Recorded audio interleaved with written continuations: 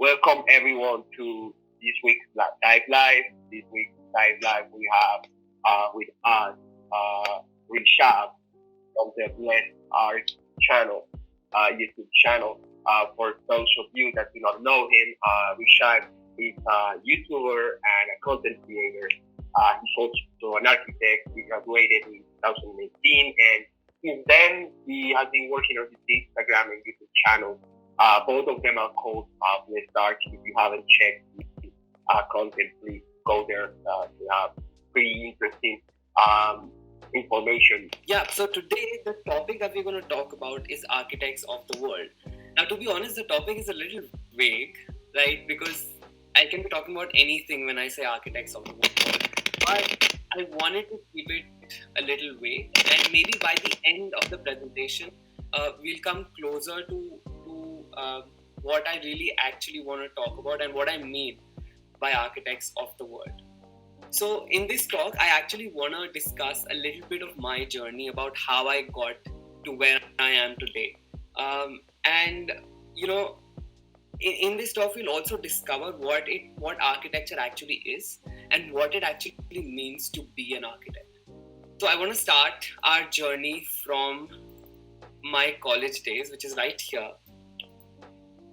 So this board right here is filled with some projects, some workshops, everything that I did in my college days.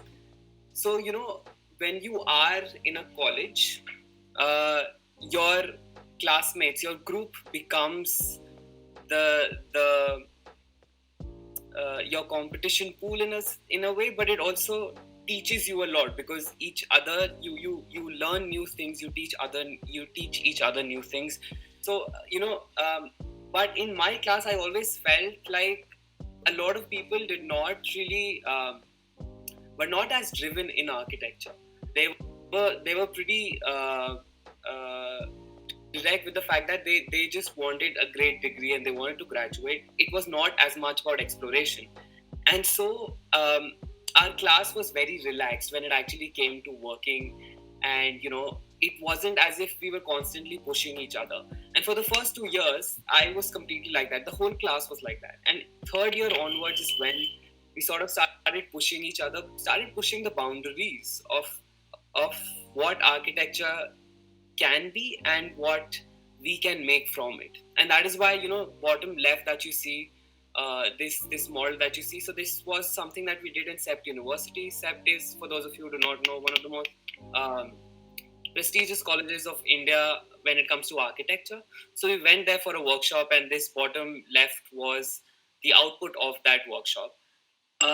So slowly over the 5 years, we tried to expand our definition of what architecture can be. But in second year, the second year me had no clue about what architecture can even be. So that was me in sort of college. Next up, we come to our second board, which is this one. So, you know, we have our mandatory internships at the end of college. So this was the project that I worked on. I worked at a place called Studio Artec, and this project was called Timberline.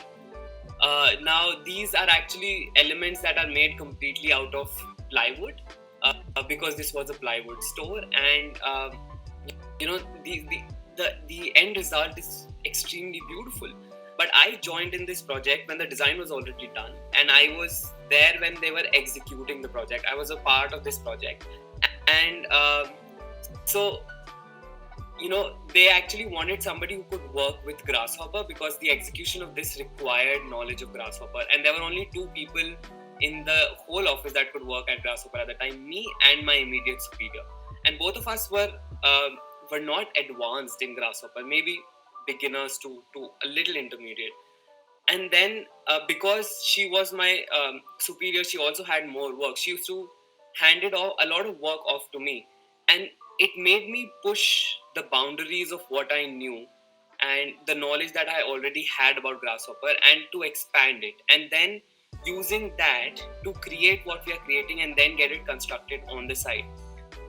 Slowly with this project, I sort of had to push the definition, or push myself to know more about the world of architecture, how it is created, how it is made, because till now we had only been studying about designing, but now it was about pushing the boundaries and learning about execution, about how projects are made.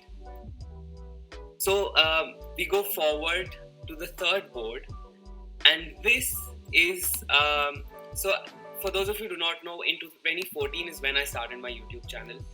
After college, I started taking it. I took a year to sort of take it seriously and see if I can do something on YouTube. And there's a whole video that I've made. You can see my journey about what all happened, how I changed my career from architecture to content creator. But this was one of the biggest stepping stones in that is Archiviews, I used to call it, which is basically interviews with architects. So I used to go around in my city and interview architects. These were really bad in video and audio quality, but a lot of people really enjoyed them because of the content. What I realized was all of these people I already knew, but what I realized was with this content that I was creating, the same thing that had happened for me when I was working for ArtEd, when I went for SEPT, is pushing my boundaries. That happened for more people when I started posting these interviews with architects. More people started to get access to knowledge that they necessarily did not have before, pushing the boundaries outside of their colleges, outside of their cities. And in one of these, and at this time, I think my parents also were like, fine, try out whatever you want to try out. They still are surprised how I even make it work and what I even do with BlessedArch. But Archiviews was the time one of the architects actually flew me across the country and to give me an interview. So he wanted his interview up on the channel, so he flew me across. My parents were even surprised. But he could see the potential of what I was trying to create. And so this, again, not just for me, but now for other people started pushing the definition of what it was to be an architect, of what architecture could be, and getting knowledge from outside their circle. All right, so moving on to the next board. This, for those of you who do not know, was the Venice Biennale in 2018.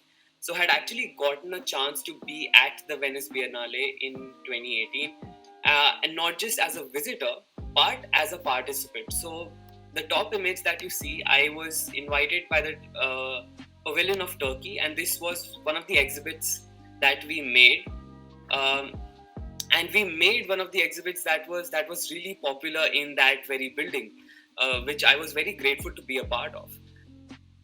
And I also got to explore the Biennale. And for the first time, people say 2018 Venice Biennale was not that great. The theme, the exhibition, it was just not up to the mark. A lot of people tell me that. But for me, it was the first time in Venice.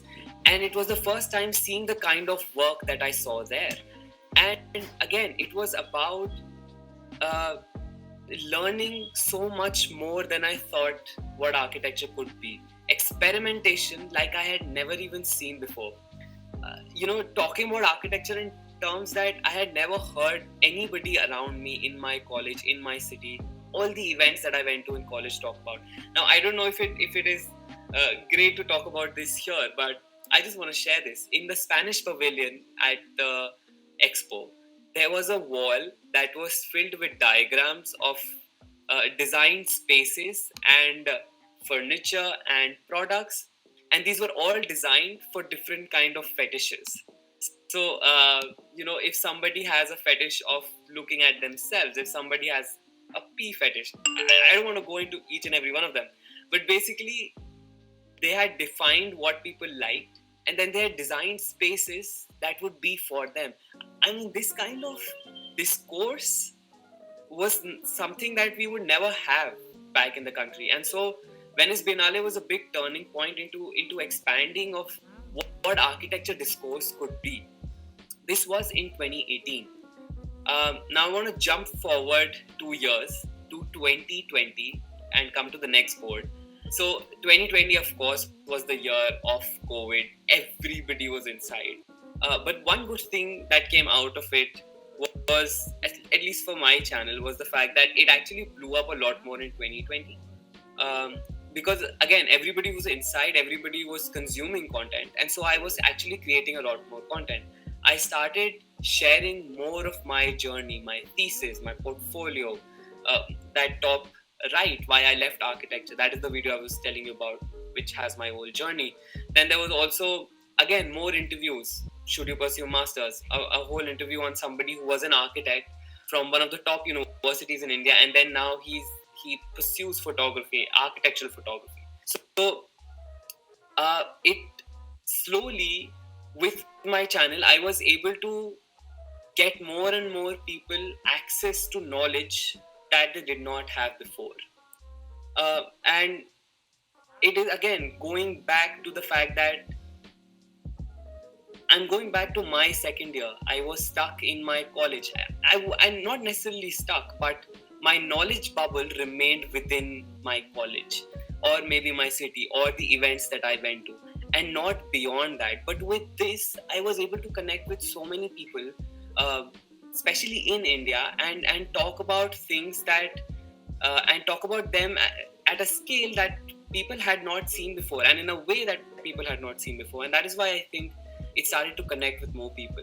And all of that reached newer heights with my next interview, and that is the next board, which is just a picture of Mariana.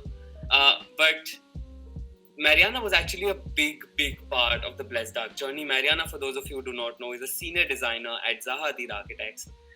And she was one of the first interviews that I did of anybody who was outside of India. And imagine, Zaha Hadid Architects, it's a firm that we've all heard of so much. And she gave me an interview about her days in the AA School of London, and what she studied there, how she got into ZHA. And that interview actually blew up. That interview got me an audience on a global level that wasn't there before. I remember, I'm sure Mateus last week would have told you about Dubai and everything within the expo. There we also met one of the architects. He was a colleague of Max's. And so he and Mateus were talking, and they were talking about a lot of things. And then suddenly he looked at me and he realized he recognizes me. And this is not a young person. This is a guy who's been working for like 20, 30 years. He's in the field, and he mostly manages construction. And he looks at me, and then he realized he saw me from this interview. He had seen this interview with Mariana, and that is how he knew me and my channel. So, with Mariana's interview, BlessedArch exploded to an audience on a global level. And now everything that I was talking to mostly in India was now being accessible to more people around the world. And this completely changed. Let's come to the next board. This completely changed with more of the speakers that came to the channel. There came in Viviano, top left, who worked at OMA and now has a firm in Mexico called Mass Operations. There was Oliver Thomas, which is top center. He works at Bjarke Ingels Group. He is I forgot his exact title, but again, he's at a senior position there. Then there was Chantel. Chantel used to work at ZHA. Now she's left and she's pursuing other things. There's obviously Steven from Show It Better. If you don't know Show It Better, YouTube, Instagram, an amazing channel for architectural representation. Do check it out. There's Narendra Sagu from Foster Plus Partners. And there's Dinara Casco, somebody who left her career in architecture to pursue a career in baking. So slowly, connecting with these amazing people around the world, we were all sharing knowledge, and mostly they were sharing knowledge with me, and through me they were sharing it with the rest of the world. We were talking about different things within architecture. We were like, if you see Oli, which is top center, and Narendra, which is bottom center, again, two people in top firms around the world, and yet their work is so different. Oli works with technology, Oli works with Grasshopper, Oli works with AR, VR each and every day.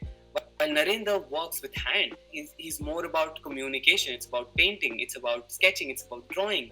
And a lot of our discussion was around that. We were discussing through the channel different facets of what architecture can be and what it means to be an architect. And even Dinara Casco, her journey has been so amazing, and it even showed you can truly use what you learned in architecture and try something new. So we were even exploring what you could do after being an architect if you did not want to continue being an architect. So there were loads of things that started coming up on the channel, connecting with loads of people around the world. Then coming to the next board, I also started creating documentaries. So, the top one is Keeping It Frank, which is a documentary on Frank Gehry. The bottom one is The Queen of Curves, which is a documentary on Zaha Hadid. So these were some of the documentaries that I was creating. All of it, again, it was about pushing the boundaries. It was about learning more of what all is there around the world. Now, this next board is actually of the Dubai Expo. So I want to give you a little backstory. Me and Mateos actually met through social media. And there's obviously Max with us. All three of us met on social media. And I actually invited Mateos to discuss his architectural thesis on the YouTube channel. That is how we had sort of interacted first. And just a year later, we were at the Dubai Expo meeting for the first time and experiencing architecture like we had never seen before. At least me personally, I had studied about this kind of architecture, but I had never seen it with my own eyes before. I had never been to a building designed by Santiago Calatrava, and at the Expo, I finally got the opportunity to. So with the Expo, just like it did at the Biennale, I was able to explore much more of what architecture can be outside of what architecture I see around me in India.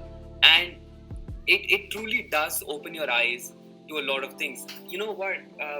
Architects like Louis Kahn, architects like Le Corbusier, architects like FLW, these architects traveled a lot. These architects traveled around the world. They gathered, they sketched, especially old ruins. FLW traveled to Japan a lot. Louis Kahn, I was just making a video about him, so I have the dates sort of in my mind right now. And he went on to, he went to the ruins of Rome, Egypt, during the 1950s. And before that, whatever he built was not Louis Kahn. Like you wouldn't see those buildings and think, this is the work of Louis Kahn. And once he came back from that, he started building something new, something amazing, and what we know of him today. So travel did that to architects and has been doing that for a long time. Today, with the age of social media, and I realized as I was doing it with my channel, I was able to connect people and connect them with projects, with architects, with things that they had never seen before. And it was I was not only pursuing a career in content creation, but I was, for a lot of people, pushing the boundary of what architecture meant to them and what they thought architects could do. Coming on to my latest videos, which is the last board here, is Architects of the Metaverse, or Death of the Architect. And here we talk about topics where, first talking about metaverse. So we are even now expanding the definition of what it means to be an architect and what architects can do. I mean, this stage right here, it is something completely new in the realm of architecture. It hasn't been done for like this is not something 10 years ago you would say this to somebody and they'd probably laugh at your face. But right now we are here. Do you think if Sunken Blimp was to have some of these things like 3D printers or other avenues of this technology available for, community use, would it help bridge the gap you were just talking about? It might, because again, I see the education that these guys got, and I see my own education, and there has been so much difference in the fact that of even exploration of resources. So yeah, I think community use like that would be the first step. But again, you would really want it to be in your own vicinity. Even if there was, let's say, if Sunken Blimp had like service like that. We do believe this is very important when trying to bridge this gap and kind of make this collaborative work that's virtual right now, like bring it to reality. We have kind of to provide or help providing these tools like 3D printers, for example, and of course, on the roadmap and in our mission, how the concept of hybrid labs, like having laboratories that are accessible to people, even if they are in different parts of the world. And I think that would be a great idea, and it would greatly push this community work. But we need to actually start step by step and just build it from within the community. Projects that actually demand the use of 3D printers and laser cutters to actually build their own projects. True, but I mean, for sure, having access to these resources. Can you hear me? I feel like I cannot hear you right now. Yeah, I can. Can you hear me? Yeah, I can, but I'm sorry. Did I answer your question? This Sunken Blue, I was answering the question of Sunken Blue, but I don't know if someone else wants to talk to that. Sorry if I interrupted someone. Yeah, I can add to that. Sorry. Yeah. I would just want to add to Mr. Mutaguaba's point, Sunken Blue. If you have individuals that are around the world that are part of Sunken Blimp, and they don't necessarily have the resources to print, but they can access, a central lab that is somewhere, let's say it's in the States or where have you, and you can log on, you see, there's 3 printers online. You can access one of those printers, submit your project, and it print, and it just be a matter of shipping after that. Your product is being printed, and in a few days it'll be ready and shipped to you. I think that's a very easy solution to bridge the gap of just people having access to 3D printers. I mean, I live in Florida, and I don't really know off the top of my head where to go find a 3D printer, but I know if I can just join Sunken Blimp and have access to one and then get my product shipped to me within a few days or weeks, barring any shipping disorders, I think that would be a huge problem solver. For sure. I think even for people around the world, that would open up so many more possibilities, opportunities, just exploring, even within the field of architecture, exploring so many new things that you'd be just able to do with 3D printing. Otherwise, you'd have to sit on the model for weeks and make it by yourself. But it would open up exploration for a lot of people.